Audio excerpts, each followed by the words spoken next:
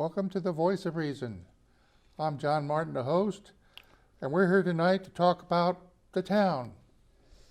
We always talk about the town, don't we? My first topic tonight, I'm going to read an article from the National Geographic. Just to show you, I'm trying to stick to the truth here.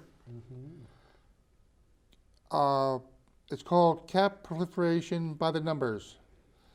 Left unfixed, Olive and Bela, American family names for cats, get frisky by 6 months old and can produce multiple litters each year with predictable results. In the U.S., about 90 million cats live with their human caretakers, and another 30 million to 80 million roam wild from back alleys to remote deserts. In Australia, cats have become such deadly and prolific predators that they threaten to extinct whole species of indigenous birds, reptiles, and small mammals. To prevent that, the Australian government launched a drive in 2015 to kill 2 million feral cats by 2020. Worldwide, approximately 500 million cats, give or take a couple 100 million, populate 6 continents, 118 of the world's 131 main island groups, and the furthest reaches of the internet. To find a more successful invasive species, you need a mirror, because that's us. Currently, the problem is recognized, but it's not agreed upon. So about the most you can do as an individual is not feed the cats outside, because they're going to multiply on you within a few months. So, where are the wise? Have there been a problem here in Shrewsbury? Well, I had a woman who had a feeding station outside, and she was feeding the cats, and Board of Health happened to come by, some reason, and Here's the told her, reason. don't feed the wild cats, because there were feral cats being born every spring, numbers and numbers of litters. Okay. So a company or an organization called Second Chance Animal Fund came in, took away the litters, were able to get a few of the cats adopted, neutered and spaded them, and then brought back, the older cats to live out their rest of their lives in the area. But it has really tapered the problem down a good extent in my neighborhood. So I do see some cats going around here and there. Unfortunately, I see what they can do to your lawn. I can see what happens to some cars. I've heard stories where someone starts their car, all of a sudden there was a cat in there, and it took apart the cat. So, they are good pets. A lot of people like them, companions, but there is a downfall when there's too many of them. Well, if there are any wild cats watching this program right now, I invite them to come over to my yard, which is infested with chipmunks. I have my yard at this point looks like a World War I battlefield, because it's there pockmarked with all these little craters that the chipmunks make. So, if you're unwelcome elsewhere, you can come over to my place. They're good for the mice. They keep the mice away. Yes. There is a good side to it, but you just don't, it's, again, everything is moderation. Yes, moderation in all You need things. moderation, middle latitude in everything for safety. Okay, Mr. Garbadian, you have a topic on schools. I do. There was an article that Rob shared with us concerning the state is going to change its funding mechanism, the formula, if you want to call it, although it is not, according to this article, it discussed some different towns and the differences it's going to make, but then throughout the article it kept on dropping that this is still not set in stone. The governor has yet to take a position on it, and this is what it's going to be. By changing the formula, certain towns and cities are going to receive more money from the state. Therefore, a smaller percentage of their local budget is going to have to go to fund the schools. For instance, the city of Springfield, by 2027, will receive $234.6 million more. And the state's share of their school budget is going to increase from 90.1% to 92.4%. And I never realized the state was contributing that much to one town or city school budget. Then on the other hand, there's a town called Sunderland, Massachusetts. It's in Franklin County, so way up in the western part of the state. They are going to see their state share of their school budget go from 40.6% to 32.2%. That's a significant decrease. So that the difference of that money is going to have to be made up by the local government. Local taxpayers. And there's your tax base. The town of Braintree is going to see the state increase go from $18.3 million to $20.6 million, a modest increase. However, the local contribution will go from $44.8 million to $62.2 million. Now, this is from now till 2027. This is what they're projecting. They looked at the town of Holyoke. The state contribution will go from $77 million to $124 million. The local contribution will go from $11 million to $14.7 million, but that will be a decrease of 2% from $12.6 million to $10.6 million. So in Holyoke, the towns or the city's share of their contribution to the school budget is going to decrease because the state has increased. And what about Shrewsbury's? They didn't talk about Shrewsbury. They talked about Pittsfield. The state will go from $47.7 million to $72.1 million, and the local is going to go from $28.2 million to $37.2 million. So although the state is giving more to Pittsfield, the local is going to increase by significantly more. It didn't say specifically about Shrewsbury, but they talked about Worcester County. They said many of the towns in Worcester County are going to see a net result where the local taxpayers are going to have to pay more. They specifically mentioned Grafton School District and the Mendon Upton Regional District. It didn't give any numbers for those, but they said those two towns, along with others, are going to see some significant increases in local contribution. The position of, as I mentioned before, the position of governor has yet to be said. There's a dispute, according to some people, and they talked about different people in the legislature, they talked about different people in the State Department of Education as to the accuracy of these numbers and just how, if the projections are going to be all that accurate. So it clearly is out there that with these changes, in the spirit of this, as I read this article, is that more money is going to go to those localities that are economically less advantaged than others. And the people in the towns that have a stronger economic base are going to have to pay more.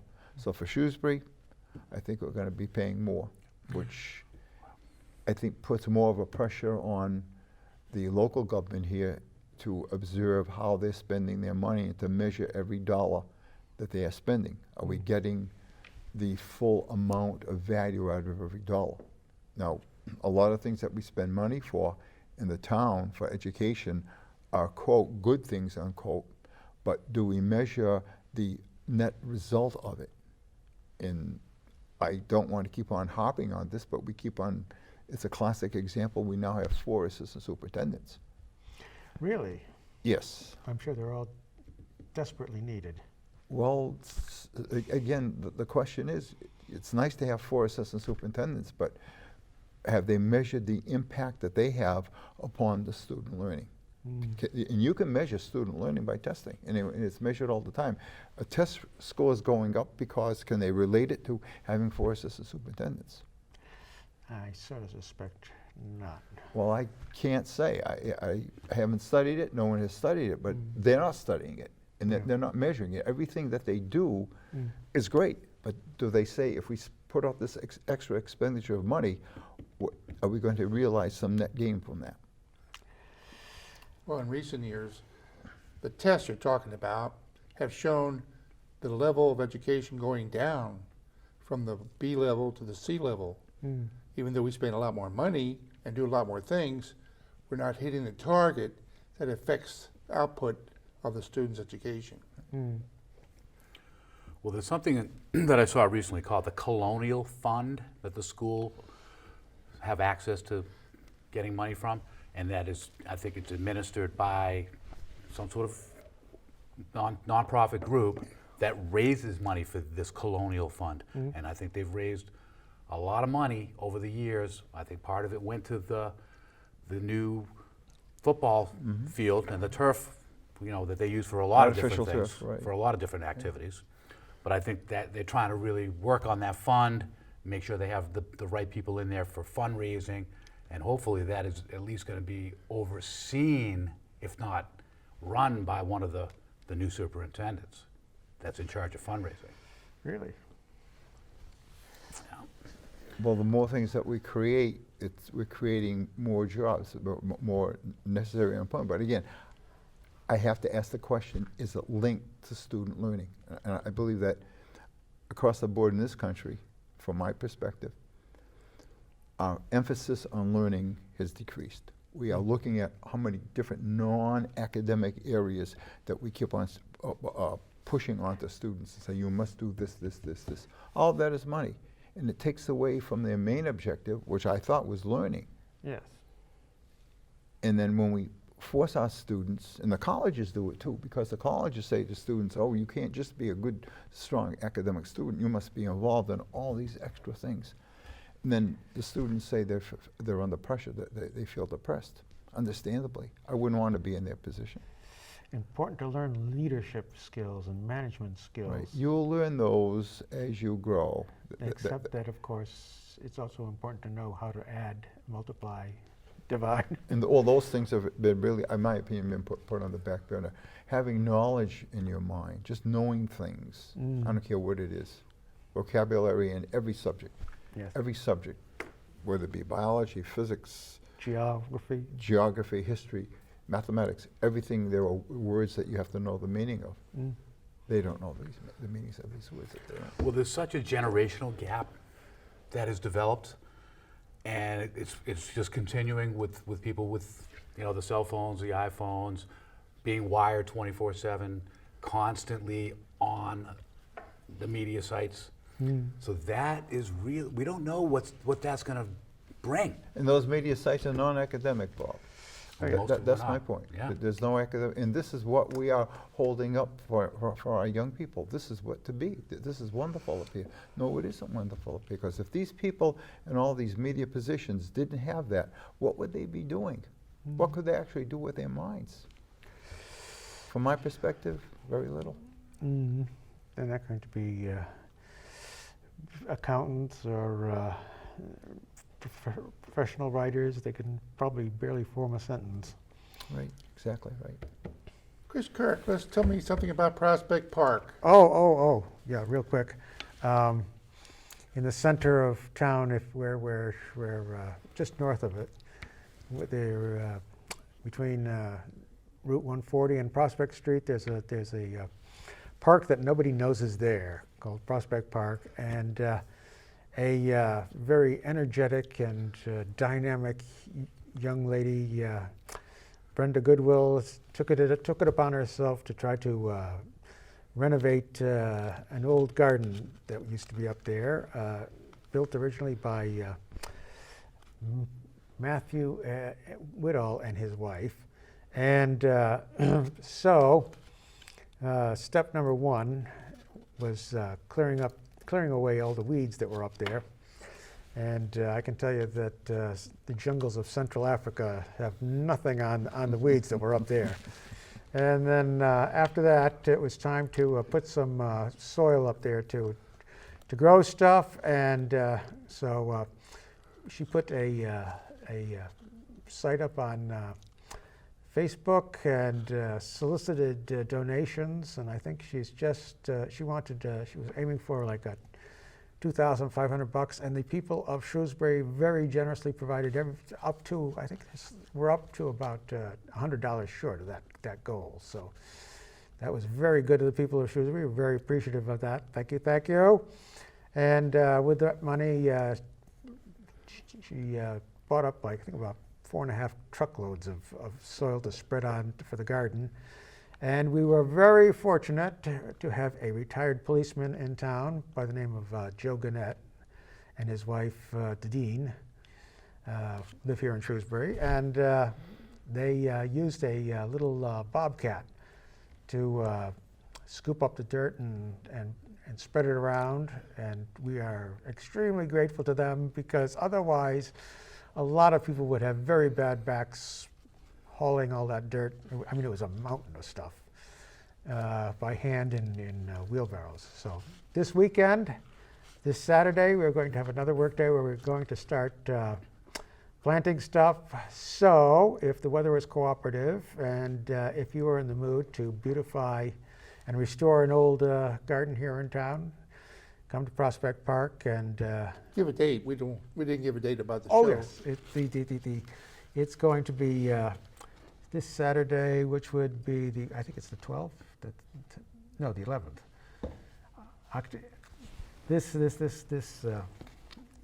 This coming Saturday, October 11th, I think. And so show up with your trowels and help make Shrewsbury even more beautiful.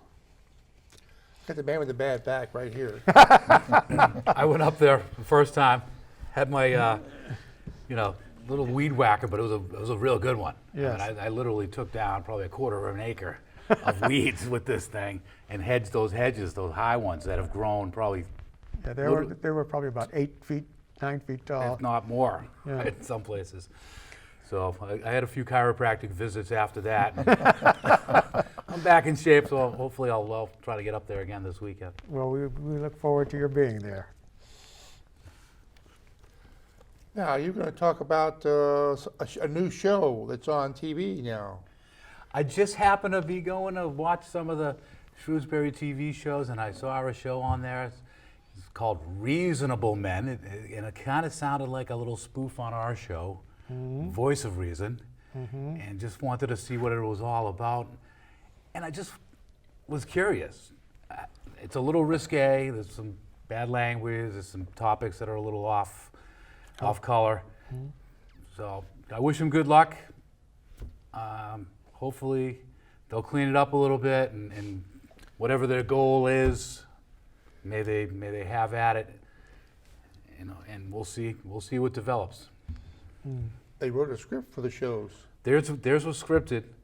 and they were using that to get through college. They want to be writers. Really? And they had 3 actors here. Oh, And the 3 actors were supposedly, 1, 2, and 3. Did anybody look like me? Maybe one was supposed to be Bob Abraham, but I couldn't tell. Well, he is a topic of one of the shows, I know. Yeah. But, okay. It's back to me. yes. Triple E virus Oh, yes. is very bad this year. What is triple E? I can't pronounce those. Equine words. encephalitis? Yes. Well, it's a virus that is in mosquitoes. Mm. And the people that spray for mosquitoes in Northborough, they actually went out and caught mosquitoes after they sprayed and tested them to make sure they didn't have this virus. Mm. So they knew they were successful. It wasn't started in our area, it's in other areas, and they just didn't want them to fly into our area. Mm-hmm. And so what I can recommend, because it's actually deadly now, people are dying of it, and hundreds are sick, Oh. and is if you travel somewhere, to be cautious. Mm. Make sure you got a lot of cover on, make sure you don't have some kind of a spray to kill Mostly mosquitoes on contact. Dawn to dusk times are the worst. Yeah, but the point is, you don't want to be in between lunch and breakfast,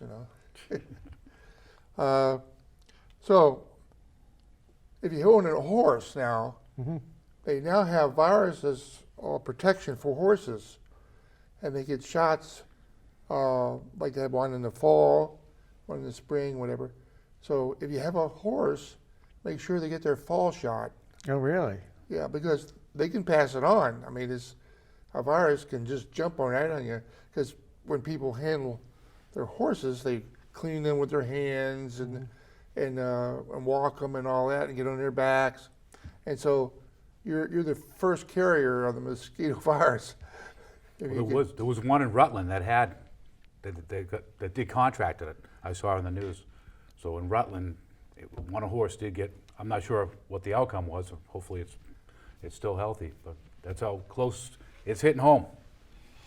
And they have been, of course, sending helicopters over the town, spraying, trying to knock out, eliminate the mosquitoes. Well, they actually, when they sprayed this fall, they came back the following week to follow up. It was too cold on Monday. Mosquitoes stay in when it's too cold. They're And smarter so than we are. on Tuesday, it heated up, and they sprayed on Tuesday. Okay. Then they checked all these mosquitoes they were catching and found out they didn't have the AAA virus. Okay. And so beware. Okay. It's something that everybody should be aware of. Any comments? No, I was just going to remark that I've noticed that in previous autumns at night, the katydids in the tree would make their raspy chirping, but not this year. So they probably got wiped out by the spraying. Something has happened. Yes. Something has happened. Also, when we say dawn to dusk, it's bad in the morning, and obviously I think it's even worse at night. The other thing is the amount of humidity in the air. On a dry night, they're not as prevalent as they are when it's moist. When there's a lot of moisture in the air, you'll find the greater frequency of mosquitoes, and you have to be very, very careful. So I know I go out in the summertime, excuse me, I would go out walking either early in the morning or late at night to avoid the heat of the sun and so forth, and humidity. So check your yard for any standing water, any Right, tires, right. any pots. Exactly. Anything that could hold water. If it's in your yard, dump it out. But the thing to do is to spray yourself. I mean, obviously, if it's warm, you want to wear shorts and a shorts and shirt. Fine, but I think there's a repellent called Off. Spray yourself. And I also have a small, it's made by Off. It's a small fan. It runs on 2 AAA batteries. And inside this fan, you insert a small cartridge which contains a liquid, which is the Off repellent. And when you just hold it in your hand and set the fan off, and as you're walking along, that essentially keeps like a mist. You can't see it, but you can actually smell it if you smell the fan. It circulates as a mist about you, so it tends to keep these mosquitoes away from you. But I do that, and I also put some type of Off repellent on my hands and my legs, around my neck and face. You have to be careful, because all I need is one bite, and you could be in very serious trouble, very serious trouble. A lot of nasty critters out there. Feral cats and mosquitoes. Now we're going to the water. What do you got on water, John? Water runoff. There's a retention pond right across the street from me Yes. that they put in when they put in a new street. And it works, but you can't see it for the trees. They're growing in the basin and all around. And the state now is asking the town to clean that mess up, because eventually the trees take over and your little pond won't work as good, because it overflows and goes into pipes that come out to my street.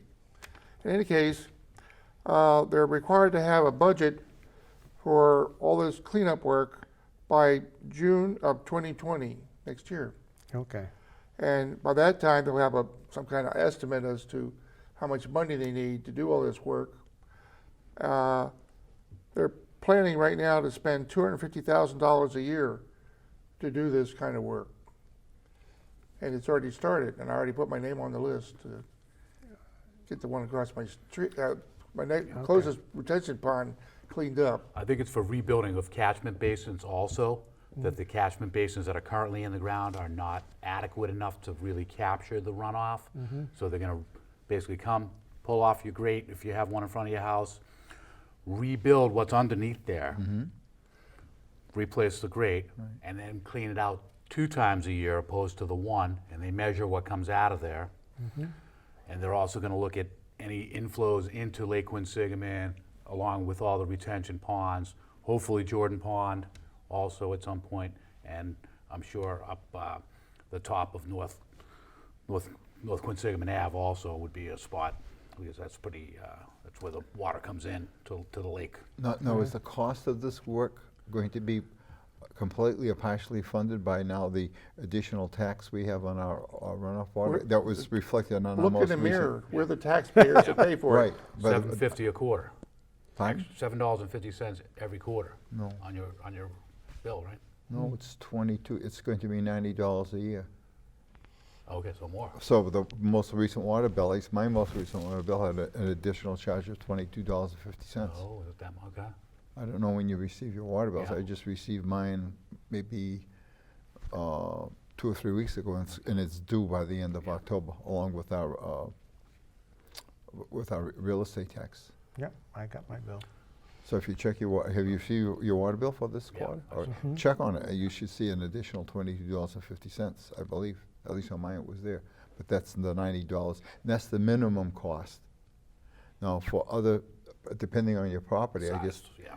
depending on its size, depends on the amount of impervious land that you have. Like if you have if you have a big driveway, you're going to have more runoff. Therefore, you're subject to a greater charge.